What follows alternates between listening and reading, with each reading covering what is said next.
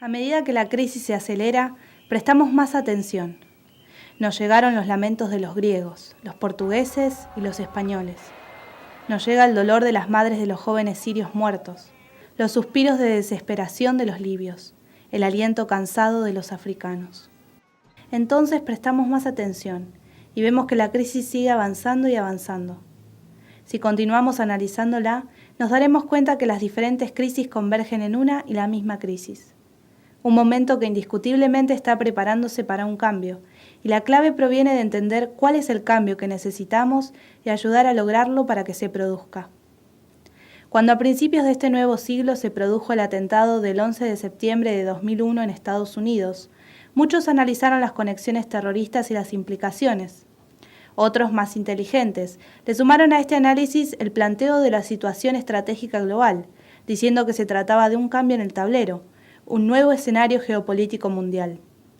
Por eso, hoy lo podemos identificar como el sistema del 11 de septiembre, porque fue un suceso que definió un escenario donde se establecieron quiénes serían los amigos y los enemigos de las potencias occidentales. Según este esquema, el mundo se divide entre quienes defendían a los estados contra el terrorismo y los grupos terroristas y los regímenes que permitían al terrorismo, que había que eliminar a cualquier precio. Eso convenció a muchos, principalmente estadounidenses y británicos, a ir a la guerra, una larga guerra en el Medio Oriente, primero en Afganistán y luego en Irak. Este sistema del 11 de septiembre, que avanzó a partir de un ataque en territorio de Estados Unidos, que brindó una excusa para convencer a la opinión pública de la importancia de introducir al país en una guerra en Medio Oriente, tuvo su segunda fase tras el derrocamiento de Gaddafi. Dicho acontecimiento también se puede identificar como un cambio en las movidas geopolíticas estratégicas. Los estadounidenses dejan de tener una causa directa y empiezan a atacar sin ser atacados. Este cambio nos muestra un avance en la estrategia del 11 de septiembre, que el político Lyndon LaRouche denominó 11 de septiembre segunda parte. Este razonamiento consiste en que ahora ya no es necesario un acto de guerra. Estados Unidos ataca porque así les parece conveniente. Esta diferencia es crucial. Los rusos respondieron a esto declarando su doctrina en defensa de la soberanía y en contra de las intervenciones militares. Los chinos los apoyaron. América Latina vaciló. Dado su largo historial de consumir prensa y estándares estadounidenses y británicos, vaciló y sigue vacilando sobre cómo pensar la situación. Con el asesinato del embajador estadounidense en Libia, Christopher Stevens, se evidenció de forma trágica la desestabilización que se creó al matar al jefe de Estado libio. Luego de la intervención occidental, Libia es un país ingobernable y los grupos terroristas trabajan libremente en todo el territorio del Estado. Gaddafi tenía un arsenal de armas importante que ahora está en las manos de los terroristas. Con esta evidencia, muchos pensaron que Estados Unidos se iba a cuestionar sus políticas bélicas. ¿Realmente estamos combatiendo el terrorismo? ¿A quiénes estamos ayudando? Sin embargo, vemos poco de esto en el Congreso y los políticos del país. Hay que destacar el esfuerzo inusitado de políticos importantes, como Lyndon LaRouche, el congresista Walter Jones y algunos otros en Estados Unidos, que día a día tratan de hacer reaccionar a la opinión pública sobre las implicaciones graves de la política que su gobierno está llevando a cabo. Pero un ejemplo muy claro de la falta de verdadera acción en el pueblo estadounidense se dio la semana pasada, cuando Hillary Clinton testificó ante audiencias del Senado y la Cámara Baja por los sucesos de Bengasi. Las respuestas de la secretaria de Estado fueron evasivas y no abordaron la responsabilidad de sus errores tan graves. Y al ser cuestionada sobre las causas del atentado en la embajada y el hecho de que funcionarios del gobierno mintieron y salieron inmediatamente a decir en público que se trató de una manifestación espontánea por un video contra el Islam, la secretaria Hillary Clinton dijo: The fact is, we had 4 dead Americans. Was it because of a protest, or was it because of guys out for a walk one night who decided they'd go kill some Americans?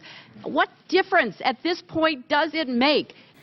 La negación, la ceguera y la tolerancia a un gobierno que miente y encubre son evidentes. Esta es una de las crisis más grandes que vive la población estadounidense. Una crisis moral que se refleja en sus políticos y sus instituciones y que los está conduciendo a la autodestrucción. Lo terrible es que ellos definen el destino político de gran parte del mundo. Son el músculo norteamericano que es utilizado por el cerebro del Imperio Británico. El hecho de que el presidente Obama está utilizando su poder para encubrir que el país provee armas y el campo propicio para que los terroristas proliferen, salió a relucir en las audiencias donde testificó Clinton. La intervención militar de las naciones de la OTAN en Libia está desatando una desestabilización que está fuera de control. El caso de la toma de rehenes en Argelia es algo que demuestra este punto. En las audiencias con la secretaria de Estado Clinton, varios senadores plantearon la conexión entre Libia y Argelia.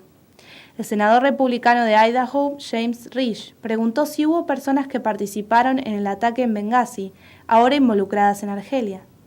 Aunque Hillary Clinton argumentó que no podía confirmar esto, al responder otra pregunta del senador Cardin, la secretaria de Estado dijo que las armas salieron de Libia y que ahora están llegando a Siria.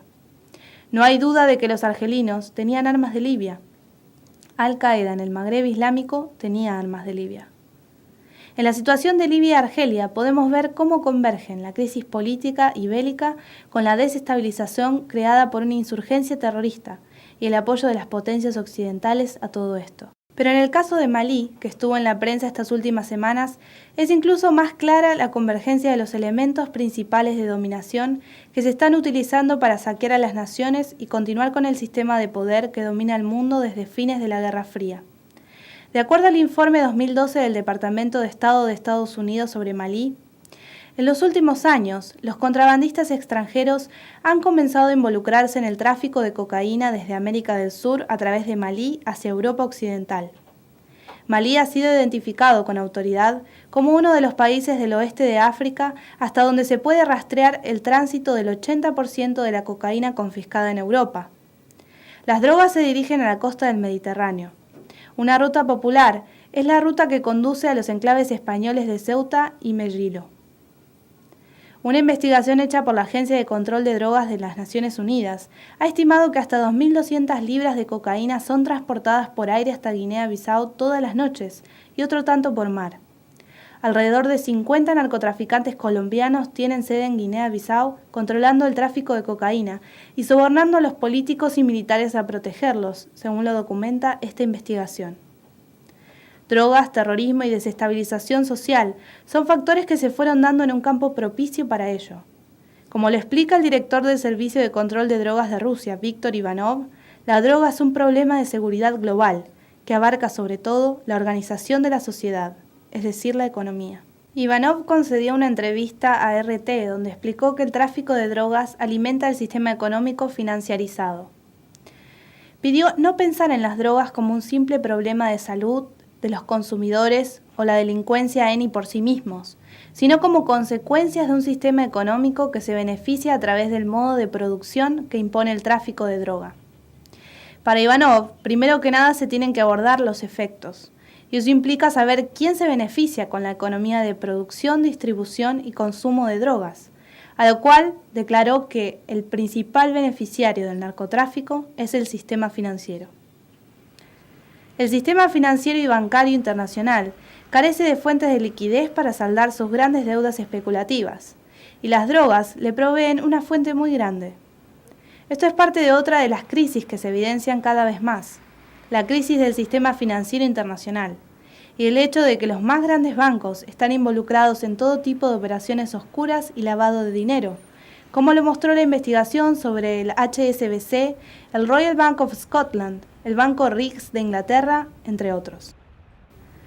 Esto también se discutió la semana pasada, cuando en la prensa estadounidense se publicó una investigación sobre Lenny Brewer, un fiscal general del Departamento de Justicia encargado de la división criminal, a raíz de una filtración sobre su próxima renuncia.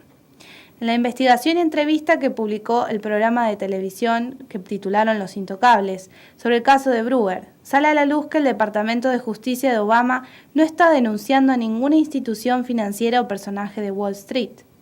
Y el mismo Brewer se defiende diciendo que él no quiere hacer esto porque no pretende afectar la economía.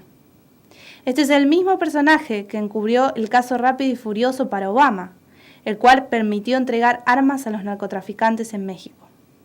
En su conferencia más reciente, Lyndon LaRouche abordó el caso de la Corte de Apelaciones estadounidense en el Distrito de Columbia, la cual el 25 de enero emitió un fallo defendiendo la Constitución de Estados Unidos contra la violación por parte de la rama ejecutiva de la separación constitucional de poderes.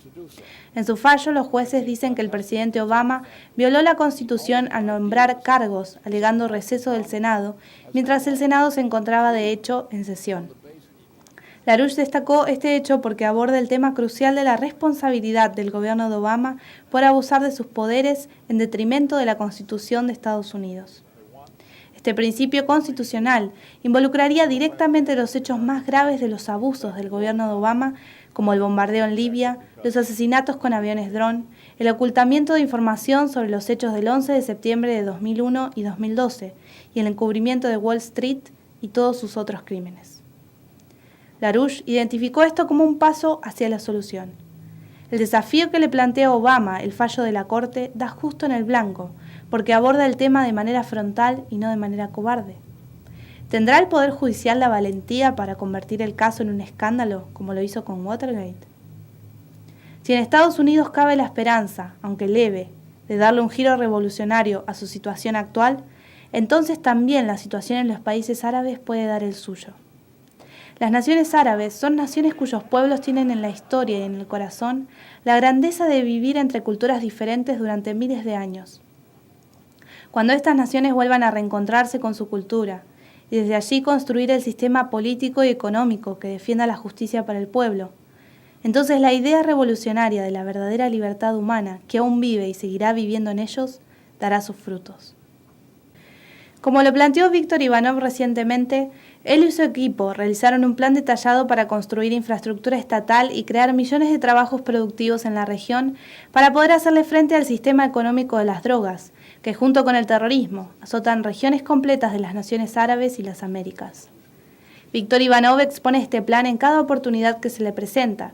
Sin embargo, a pesar de que todavía no ha sido adoptado, el mismo Ivanov declara que su plan es parte de la solución al sistema esclavista del narcotráfico, porque crearía un nuevo sistema económico basado en la productividad de la economía real, una opción diferente al libre comercio, en donde prolifera la producción de drogas, el terrorismo y la división de la sociedad en una clase muy rica y una clase al borde de la miseria absoluta o incluso la muerte.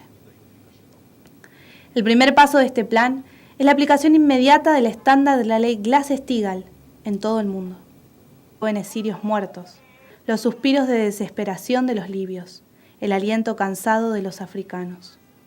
Entonces prestamos más atención y vemos que la crisis sigue avanzando y avanzando.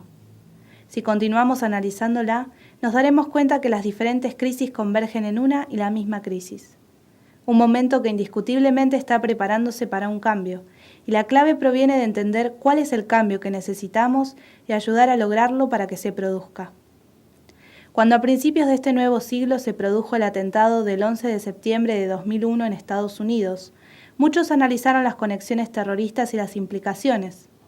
Otros, más inteligentes, le sumaron a este análisis el planteo de la situación estratégica global, diciendo que se trataba de un cambio en el tablero, un nuevo escenario geopolítico mundial. Por eso, hoy lo podemos identificar como el sistema del 11 de septiembre, porque fue un suceso que definió un escenario donde se establecieron quiénes serían.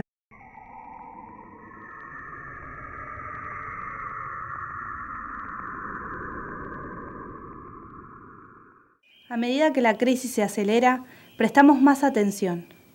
Nos llegaron los lamentos de los griegos, los portugueses y los españoles. Nos llega el dolor de las madres de los jóvenes, los amigos y los enemigos de las potencias occidentales. Según este esquema, el mundo se divide entre quienes defendían a los estados contra el terrorismo y los grupos terroristas y los regímenes que permitían al terrorismo, que había que eliminar a cualquier precio. Eso convenció a muchos,